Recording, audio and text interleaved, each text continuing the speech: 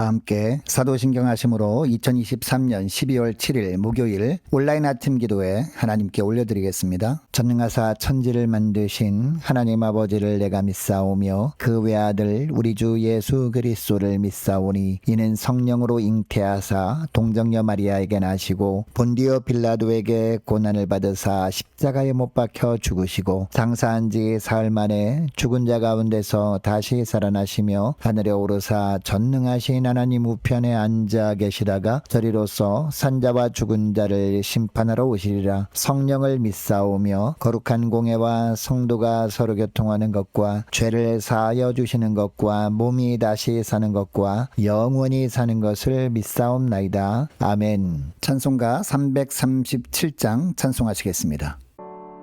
내 모든 시험 무거운 짐을 주 예수 앞에 아뢰이며 근심에 쌓인 날 돌아보사 내 근심 모두 맡으시네. 무거운 짐을 나 홀로 지고 견디다 못해 쓰러질 때 불쌍히 여겨 구원해 주리. 은혜의 주님 오직 예수. 내 모든 괴로움 닥치는 환란 주 예수 앞에 아뢰이며 주께서 친히 날 구해 주사 넓으신 사랑 베푸시네. 무거운 짐을 나 홀로 지고 견디다 못해 쓰러질 때 불쌍히 여겨 구원해 주리. 은혜의 주님 오직 예수. 내 짐이 점점 무거워질 때 주 예수 앞에 아뢰이며 주께서 친히 날 구해 주사 내 대신 짐을 져주시네. 무거운 짐을 나 홀로 지고 견디다 못해 쓰러질 때 불쌍히 여겨 구원해 주리. 은혜의 주님 오직 예수. 마음의 시험 무서운 죄를 주 예수 앞에 아뢰이며 예수는 나의 능력이 되사 세상을 이길 힘 주시네. 무거운 짐을 나 홀로 지고 견디다 못해 쓰러질 때 불쌍히 여겨 구원해 주리. 은혜의 주님 오직 예수.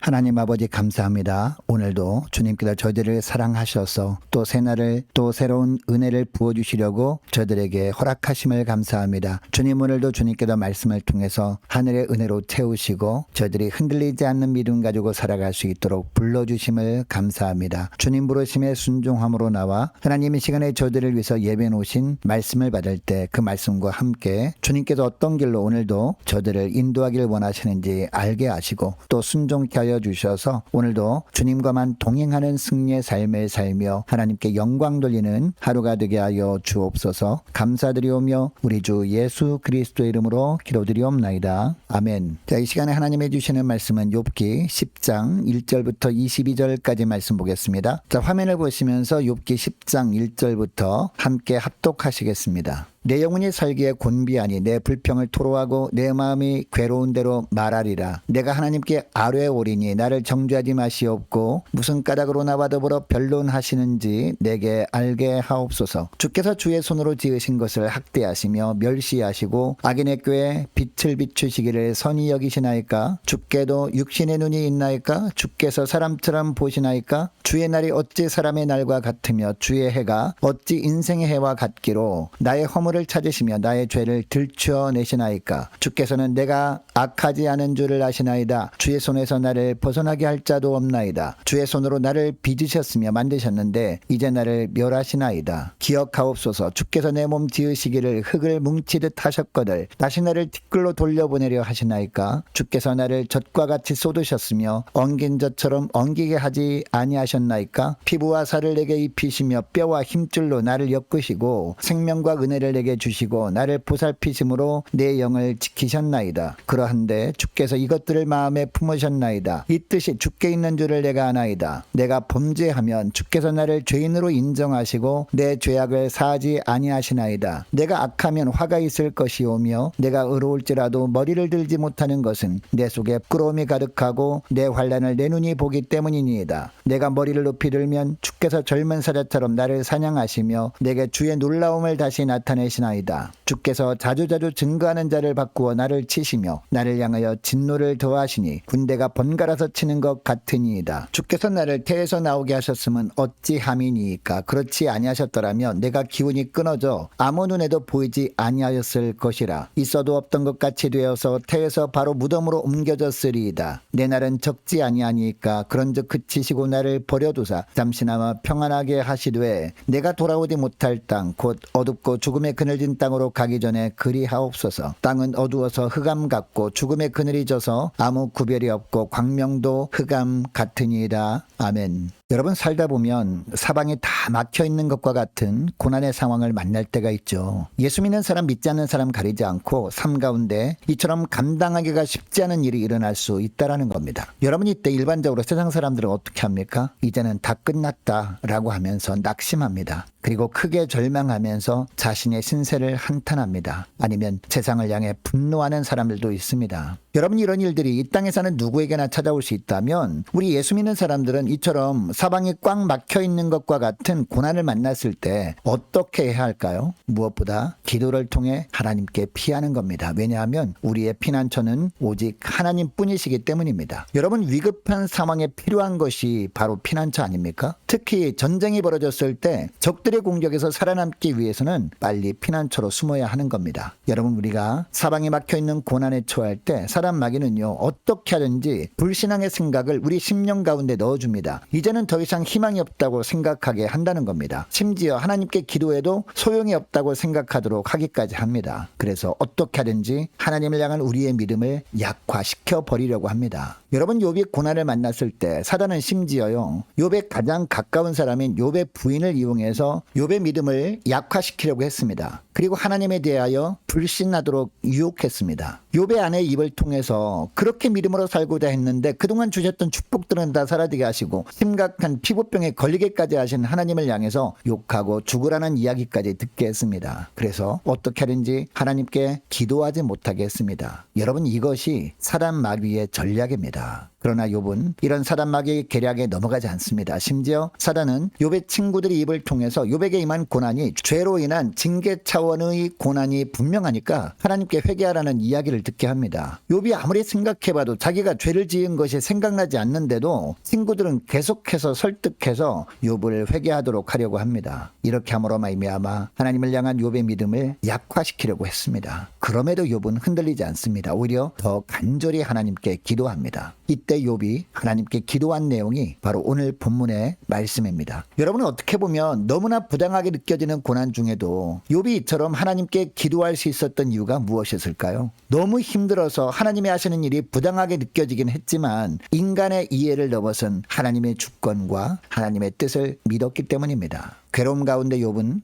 자신의 처지를 하나님께 소상하게 아뢰입니다. 자, 1절을 보니까요. 내 영혼이 살기에 곤비하니 내 불평을 토로하고 내 마음이 괴로운 대로 말하리라 라고 합니다. 여러분이 9절에서요. 내 영혼이 살기에 곤비하니 라는 말은 산다는 것이 끔찍하다는 의미입니다. 여러분 욥이 얼마나 힘들고 얼마나 괴로웠으면 하나님 앞에 이런 고백을 했을까요? 그리고 내 불평을 토로하고 라는 구절에서 불평이라는 단어를 원문으로 보면 시야흐라는 단어이거든요. 이 단어의 원래 의미는 말입니다. 그러니까 모든 것이 다 막혀있는 고난 가운데 욥은 하나님께 불평하는 기도를 한 것이 아니라 자신에게 닥친 현실을 하나님께 그냥 말씀을 드린 겁니다. 즉 기도한 겁니다. 왜냐하면 사방이 막혀있는 상황에서 그래도 하나님을 경외하는 사람이었던 욥이 유일하게 할 수 있는 것은 기도뿐이었기 때문입니다. 그리고 2절부터 7절까지에 보면 욥은 왜 자신에게 이런 고난이 찾아왔는지 이유를 말씀해 주시라고 간구합니다. 또한 어떤 죄 때문에 주시는 고난이라면 어떤 죄가 있는지 기억나게 하시고 깨닫게 해주시라고 간절히 기도합니다. 여러분 지난주일 오후 찬양 예배 설교 중에 눈을 들어 하늘을 쳐다보세요 라는 찬양을 소개해 드렸지 않습니까? 이 찬양의 가사 2절을 보면 끝없는 고난으로 울고 있나요? 눈을 들어 주님을 바라보세요. 당신을 창조하신 하나님께서